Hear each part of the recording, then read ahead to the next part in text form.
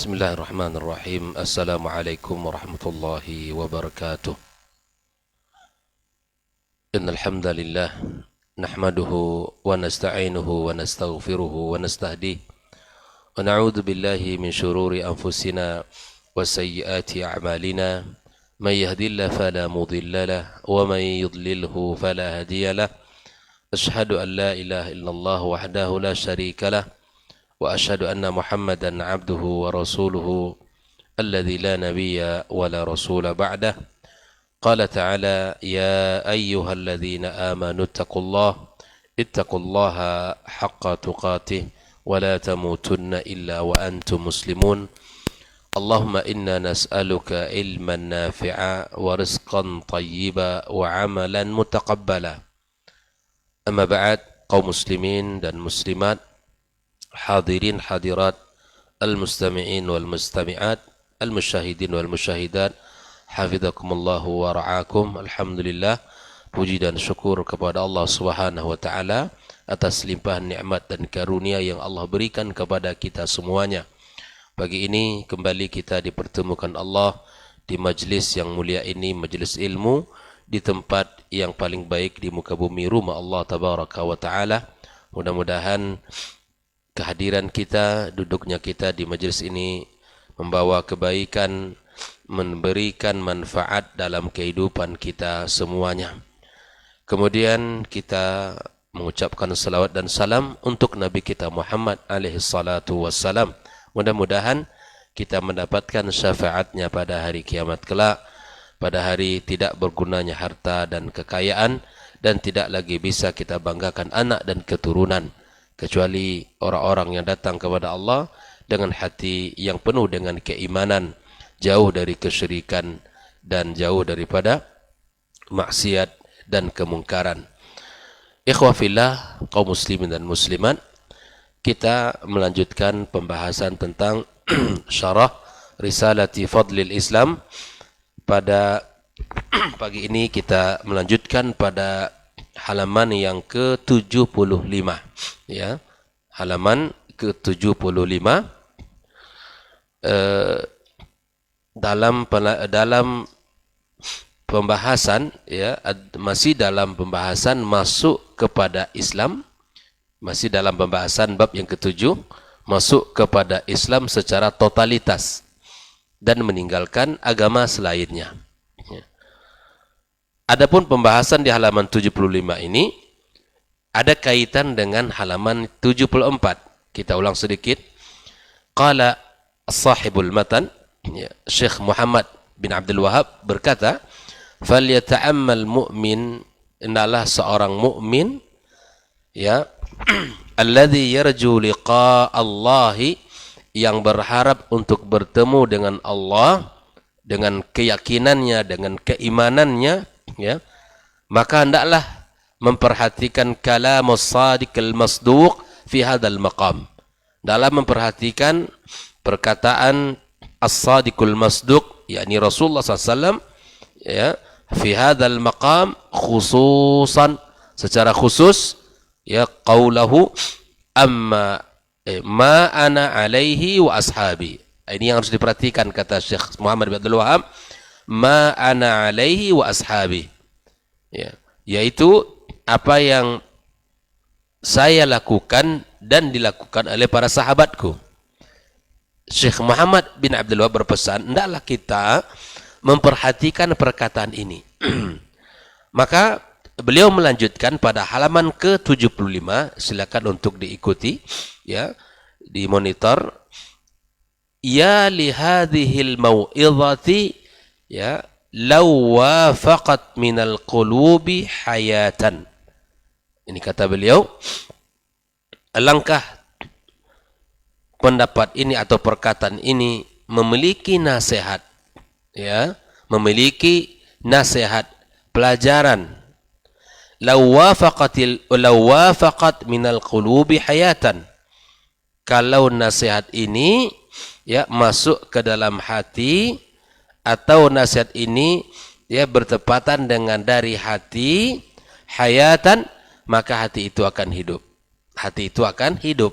Jadi nasihat Nabi ma ana alaihi wa ashabi ini adalah betul-betul nasihat. Ini adalah betul-betul pelajaran. Dari siapa? Dari Rasulullah SAW. Kalaulah perkataan beliau ini masuk ke dalam hati, bertepatan dari hati seorang mukmin, perkataan beliau ini, ya, maka hatinya akan hidup. Hatinya akan hidup di dalam keimanan. Mari kita lihat perkataan Syekh Shalih Al-Fauzan menjelaskan ya ungkapan sahib al-matan, hadhihi mau'izatur Rasul sallallahu alaihi wasallam, ini adalah nasihat Nabi.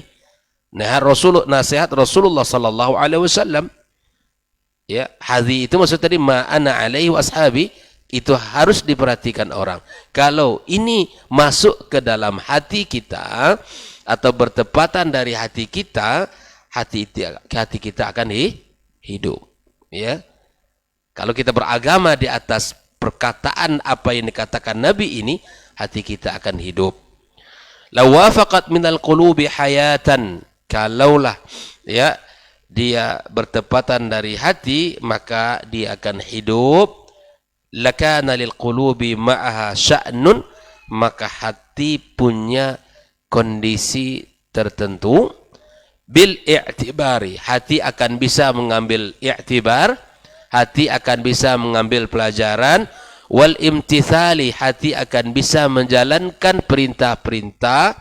Wal hirsi ala ma'rifatil haq, dan hati akan semangat untuk mempelajari, mengetahui kebenaran. Wal amali bihi, dan hati semangat untuk mengamalkan. Jelas ya? Dikalau nasihat masing-masing dari kita ini dan masing-masing dari kaum muslimin memegang betul ma ana alaihi ya wa ashabi, maka hati kita punya kondisi tertentu. Dalam dia siap untuk mengambil ibrah, siap untuk menjalankan perintah, siap untuk atau semangat untuk mengetahui kebenaran, dan siap untuk mengamalkan kebenaran itu. Bayangkan ya. Wa alla yakuna al-insanu imma'atan, manusia enggak boleh kayak kondisinya itu yakunu ma'an-nasi aina makanu, tidak boleh seperti baling-baling di atas bukit bahasa kita. Kalau orang baik, baik dia. Kalau orang buruk, buruk pula dia. Kalau trennya begini, ikut. Kalau trennya seperti ini, ikut. Itu namanya imma'ah. Jangan seperti itu. Seorang muslim tidak boleh seperti ya baling-baling di atas bukit, kemana anginnya kencang ke situ dia berputar. Tidak boleh bersifat seperti itu. Tapi muslim ya bal yakunu ma'al haqqi daiman wa abadan. Dia harus berada dengan kebenaran selalu dan selama-lamanya. Walaupun kebenaran itu pahit, tapi tetap ia pegang. Walaupun bahkan dia sendiri yang mengatakan, yang mengamalkan, lakukan. Jangan kita hanyut oleh kebiasaan-kebiasaan orang atau apa kata orang. Muslim tidak boleh dia seperti ya kondisi keadaan orang baik dia menjadi baik, kondisi orang lemah dia menjadi lemah, kondisi orang tidak semangat mengamalkan syariat dia pun tidak semangat, tidak. Tetapi muslim selalu berpegang kepada kebenaran, berpegang kepada al-haq, kepada syariat, kepada apa yang telah ditetapkan oleh Allah dan Rasulnya sallallahu alaihi wasallam. Walau khalafahu nas, meskipun orang banyak menyelisihinya kebenaran itu, tapi dia tidak menyelisih kebenaran itu. Wala yuqallidu bighairi hudan, dan tidak mengikuti ya tanpa petunjuk. Taqlid al-a'ma, dan dia bukan mengikuti ya dengan taklid al-a'ma, taklid buta.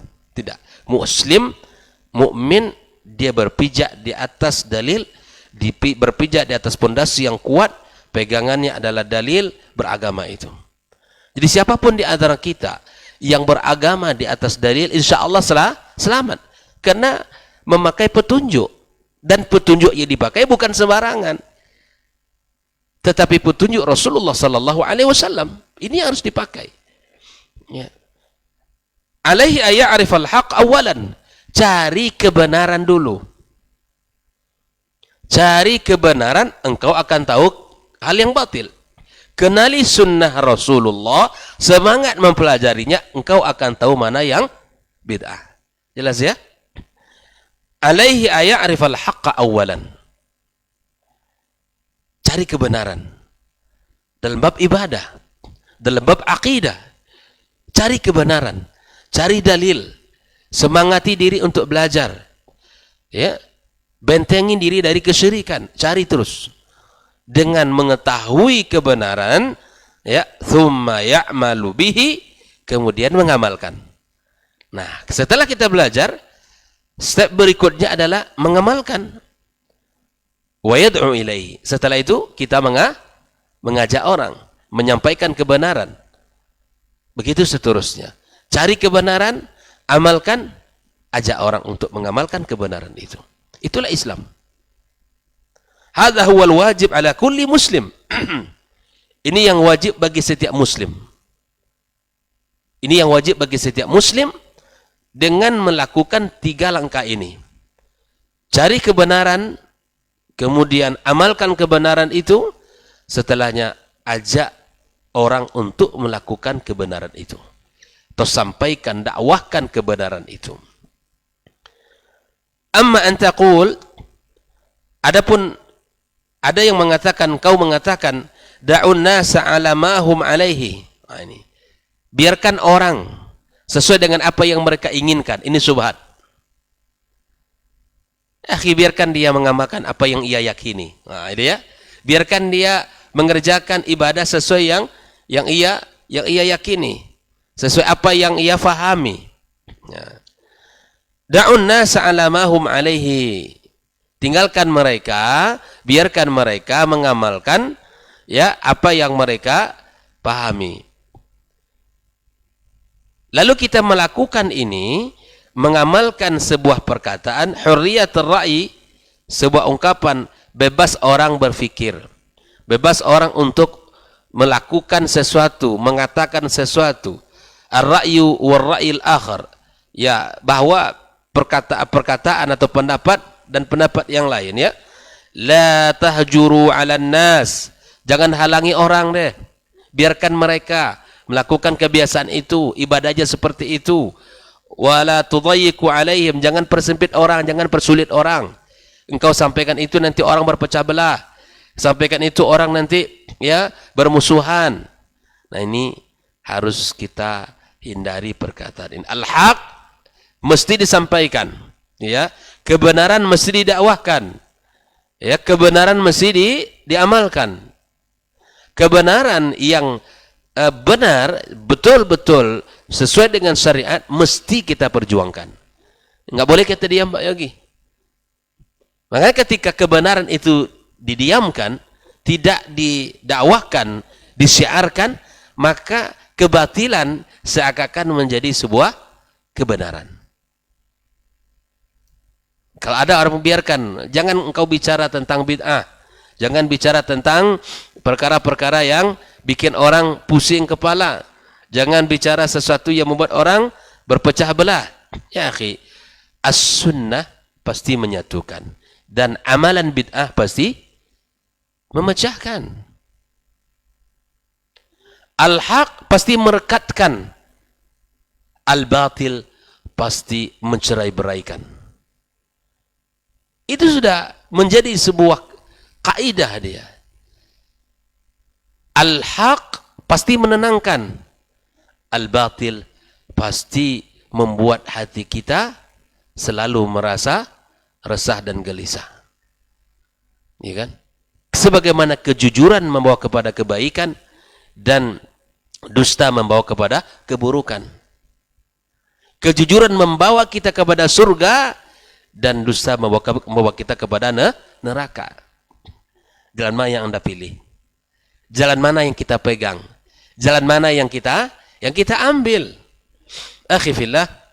Nah, kata Syekh Shalih Fauzan, perkataan biarkan orang melakukan apa yang mereka pahami, Jangan halang-halangi orang untuk melakukan urusan agama mereka, apa yang mereka pahami. Jangan persulit orang. Hadza kalamun batilun, kata Syekh Shalih Fauzan. Ini perkataan yang batil. Jelas ya? Ada di masyarakat, ya itu amalan bid'ah, itu mesti kita ingatkan, nggak boleh. Ini tidak tanpa ada dalilnya, tidak ada dalilnya. Tapi kalau kita membiarkan orang berdasarkan hurriyatul ra'i, masing-masing orang punya kebebasan, hadza kalamun batilun, hadza kalamu ahli dhalal wal iyadu billah. Ini adalah perkataan orang-orang yang sesat, dan semoga Allah menjaga, ya, melindungi kita semuanya. Hadza mukhalifu liqauli Rasul SAW, dan perkataan membiarkan orang itu adalah menyelisih perkataan Rasul. Fal wajib, yang wajib, an nad'un nas ila shawab wa ila al-haq, mengajak orang, ya, berdakwah kepada kebaikan, mengajak orang kepada kebenaran. Wala nuqirruhum ala dhalalihim, tak kita biarkan mereka di atas kesesatan mereka itu. Jelas ya? Ini yang harus ada dalam kehidupan beragama. Makanya kajian-kajian tentang akidah kita hidupkan. Kajian tentang al-asas, ya, tentang pondasi agama kita semarakkan. Karena ketika orang faham dengan akidah yang benar, ya, tentang Allah, ya, asma dan sifatnya, tentang rububiyahnya, tentang uluhiyahnya, ini orang akan berjalan di atas agama yang benar. Kita semarakkan, kita hidupkan. Karena ketika ilmu tentang ini terus diajarkan, insya Allah manusia akan benar di dalam menjalankan agama mereka. Wala ala ma hum alaihi, dan tidak membiarkan mereka di atas pemahaman mereka yang salah itu. Wa naqulu hurriyatur ra'yi, ya, laisa hunaka syai'un ismu hurriyatur ra'yi. Yang namanya tidak ada satu pun yang disebut dengan hurriyatur ra'yi. Apa itu? Kebebasan berfikir. Tidak ada dalam agama itu, seperti itu nggak ada. Kaidah bebas di dalam berfikir, menyampaikan di dalam urusan agama, itu tidak ada. Kalau itu ada, ya, wa innamal wajib ittiba'al kitab was sunnah. Yang ada dalam kaidah agama apa? Wajib mengikuti Al-Quran dan Sunnah. Bukan bebas berfikir. Lau kana hunaka hurriyatur ra'i. Kalau di sana ada kaidah di dalam agama kita bebas berfikir, masing-masing punya analisa, masing-masing punya pendapat, masing-masing punya pemahaman, tanpa dikawal oleh dalil. Apa kata Syekh Shalih Fauzan? Lam nahtaj ila rusul wa ila kutub. Kita tidak butuh, kalau demikian adanya, tidak butuh kepada para rasul, tidak butuh kepada Alkitab. Jelas ya? Kalau masing-masing kita punya kaidah, ini kan pendapat saya, dan saya berhak untuk memegang ini. Dan antum juga berhak punya pendapat, dan silakan antum amalkan. Nah, kalau ini kacau balau dalam urusan agama kita, ya, berantakan di dalam urusan agama kita, karena masing-masing punya pendapat dan masing-masing punya pemahaman.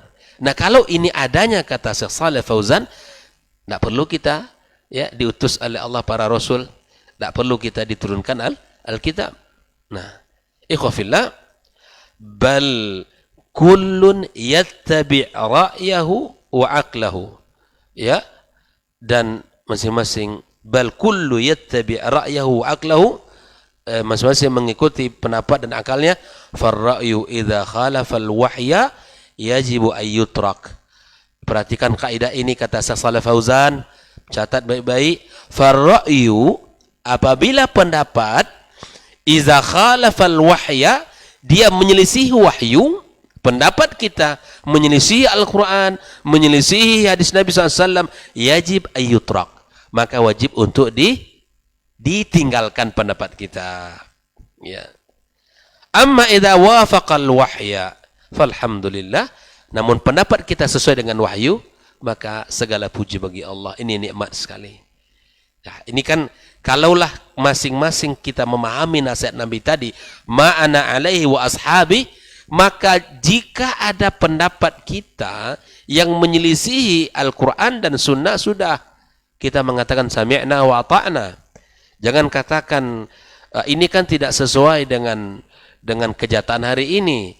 Ini kan diskriminasi dalam bab ini kepada ini. Macam-macam lah. Takwil-takwil yang datang bermunculan nanti.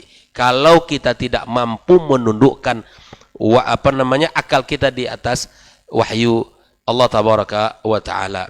Maka yaqulu Ali bin Abi Thalib radhiyallahu ta'ala anhu, ini sebagai bentuk contoh, ya, sebagaimana bentuk contoh dari kalangan as-sahabah, yang mana tidak semua urusan agama bisa kita pahami dengan akal kita.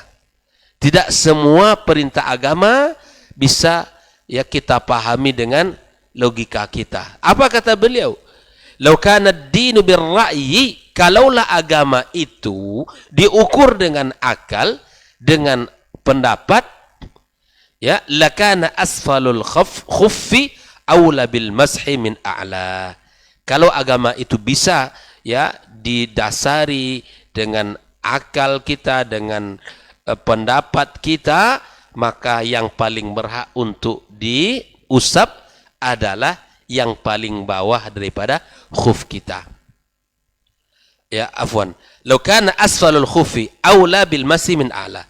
Kalaulah akal kita ini, ya, agama kita ini dibangun di atas ar-ra'i, maka yang paling bawah daripada khuf lebih utama untuk diusap daripada yang paling atas. Apa sebab? Karena dia yang berjalan, yang kotor itu yang di bawah. Jelas ya? Kita pakai khuf. Pernah pakai khuf Pak Yogi? Belum ya? Dia kayak sepatu tapi dia kulit tipis, lengket ya. Dan itu dipakai di musim-musim dingin. Ya, Nah, kalaulah seandainya agama kita dibangun di atas ra'i, maka yang berhak untuk diusap itu yang paling di bawah daripada ya di atas. Wa qad ra'aitu an-nabiyya yamsah 'ala a'lal khuf. Aku sendiri melihat Rasulullah sallallahu alaihi wasallam mengusap di atas khuf, bukan di bawahnya. Fad-dinu laisa bir-ra'yi wa inna bil ittiba'. Ingat, jelas, catat ini baik-baik. Jadikan kaidah beragama, fad-dinu laisa bir-ra'yi wa innama bil ittiba'. Agama tidak dibangun di atas ra'yi, ya, atas pemikiran, tapi sesungguhnya agama itu dibangun di atas ittiba'. Ittiba'. Saya kasih contoh lain. Umar bin Khattab radhiyallahu taala anhu, apa kata beliau di saat dia mencium Hajar Aswad? Sesungguhnya aku tahu bahwa Hajar Aswad ini tidak memberikan manfaat sedikit pun dan juga tidak memberikan mudarat. Kalaulah bukan karena saya mengikuti, kalaulah bukan karena saya melihat Nabi sallallahu alaihi wasallam menciumnya, maka saya tidak cium. Ittiba. Jelas ya? Ittiba. Bukan kita menyembah batu, enggak. Itu orang-orang yang tidak faham saja, orang-orang yang pendek pemahaman itu. Ya, jelas ya? Ittiba. Agama dibangun di atas ittiba, tidak dibangun di atas pemikiran dan logika. Tidak. Makanya banyak contoh seperti yang kita dapatkan perkataan Ali, perkataan Umar bin Khattab radhiyallahu taala anhu, ini menandakan betapa agama ini dibangun di atas ittiba kepada Rasulullah sallallahu alaihi wasallam. Yaqulu Sahal ibn Hunayf radhiyallahu taala anhu, lihat, Sahal ibn Hunayf berkata, ya ayyuhan nas, ittahimu ra'yakum ala dinikum. Wahai manusia, kata beliau, tuduhlah ya pendapat kalian, pemikiran kalian atas agama kalian.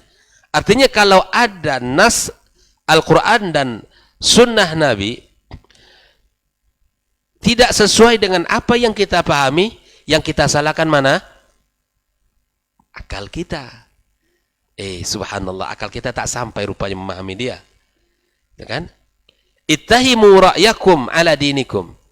Jangan kalian salahkan agamanya. Jangan kalian salahkan nasnya.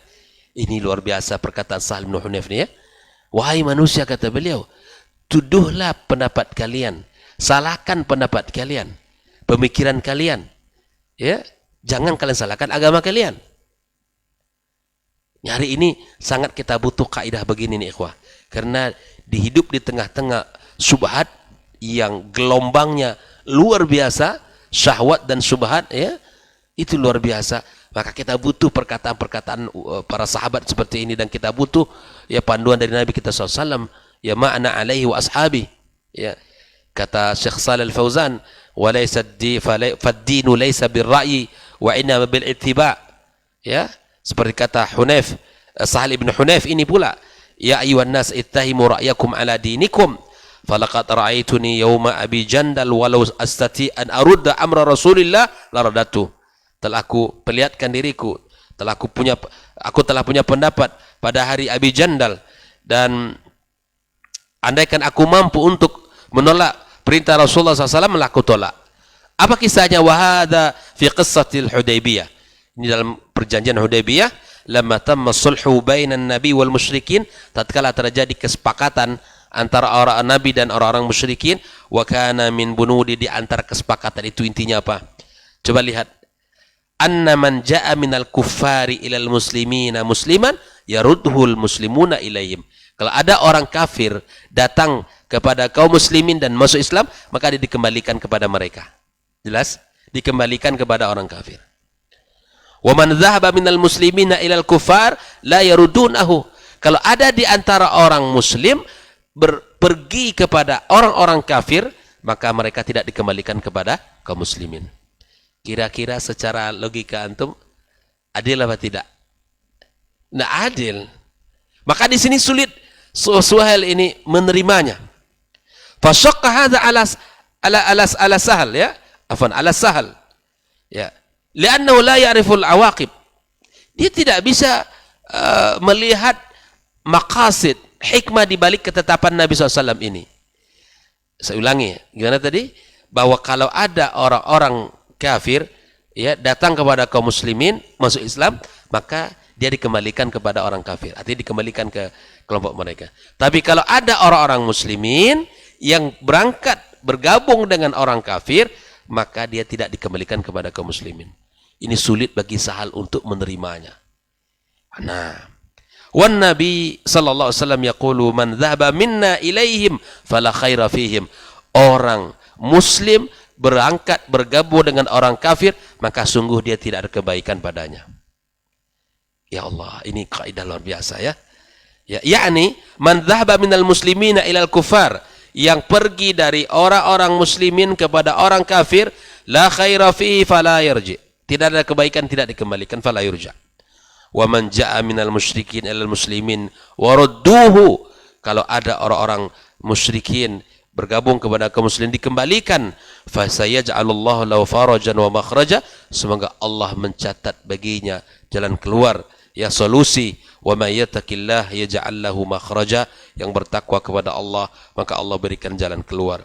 Tsumma ba'da dzalika, setelah itu, tabayyana al-haq, jelaslah al-haq. Wa anna hadha sulhu fi ghayatil maslahati lil muslimin, karena apa yang ditetapkan Nabi pada puncak maslahat bagi orang Islam. Kenapa? Li'annahu kaffa adzal kufari anil muslimin, karena itu akan menahan segala bentuk adza ya orang-orang kafir terhadap orang muslimin. Begini, wasamahu lil muslimina bil hijrah, diberikan bagi orang muslim untuk berhijrah. Wa kathural muhajirun, dan banyak orang yang hijrah. Ya, wa wada'atil harbu auzaraha, ya peperangan meletakkan bebannya. Wa saral muslimuna yad'una ila Allah azza wa jal la ya'tariduhum ahad. Orang-orang muslim mengajak untuk berdakwah, mengajak ke Islam yang tidak ada orang menghalanginya. Fasammahu Allah fatham mubina, maka itu menjadi fatham mubina, disebut dengan fatham mubina. Wa inna fatahna laka fatham mubina, hadha huwa sulhul Hudaybiyah. Inilah yang dimaksud dengan sulhul Hudaybiyah. Ikhwah fillah rahimakumullah. Nah, artinya bahwa ketika orang-orang muslimin bergabung dengan orang kafir, bisa jadi dua kemungkinan. Dia murtad atau dia pengkhianat nantinya. Makanya orang yang berdiri di atas al-haq, ya sudah. Jangan pelin-pelan. Jelas ya bersikap ya. Jangan, kalau orang muslim punya loyalitas yang tinggi kepada Islam, punya konsekuensi yang mesti dijaga. Ya. Maka jangan kita seperti orang-orang begini. Orang-orang seperti disebutkan Nabi SAW, orang yang bergabung dengan orang-orang kafir, bisa jadi dia akan memberikan celah-celah kepada kita untuk keburukan, celah-celah keburukan, atau dia mengkhianati kaum muslimin.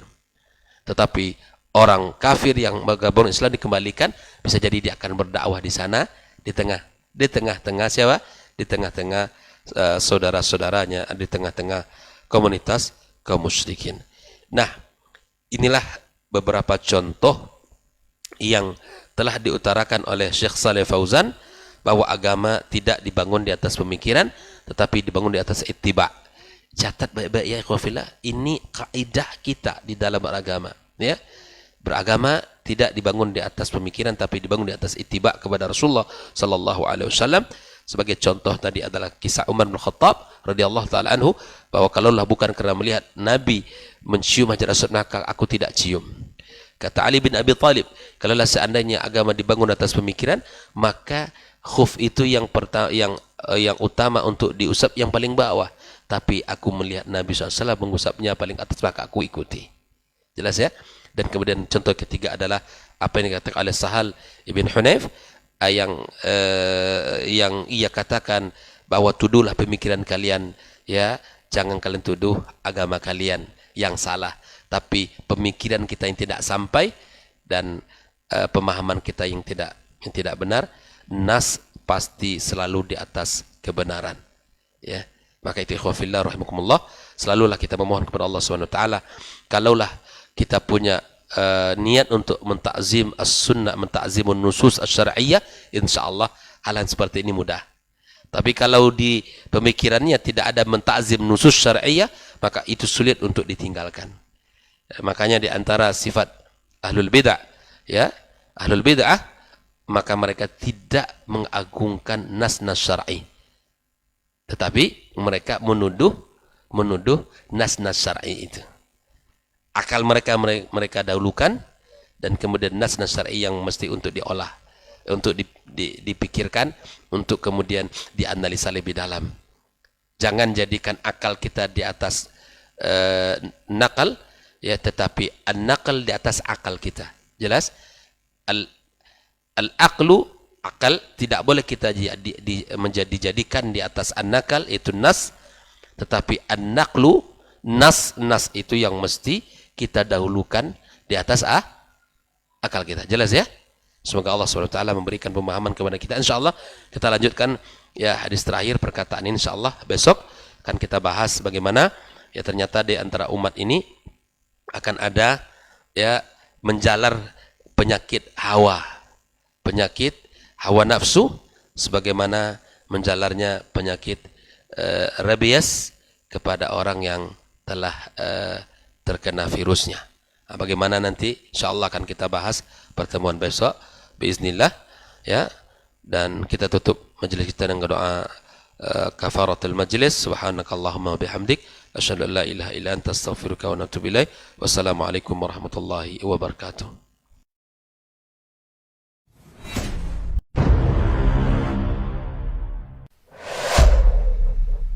Dunia dan seisinya ini bagi Allah tak sama nilainya dengan sebelah sayap lalat. Barang siapa yang beramal untuk akhiratnya, Allah akan cukupkan baginya urusan dunia. Sayati zamanun 'alan nasi as-sabiru fihim qalqabit al-jamarah. Akan ada satu masa di akhir zaman yang berpegang teguh dengan agamanya seperti orang yang sedang memegang bara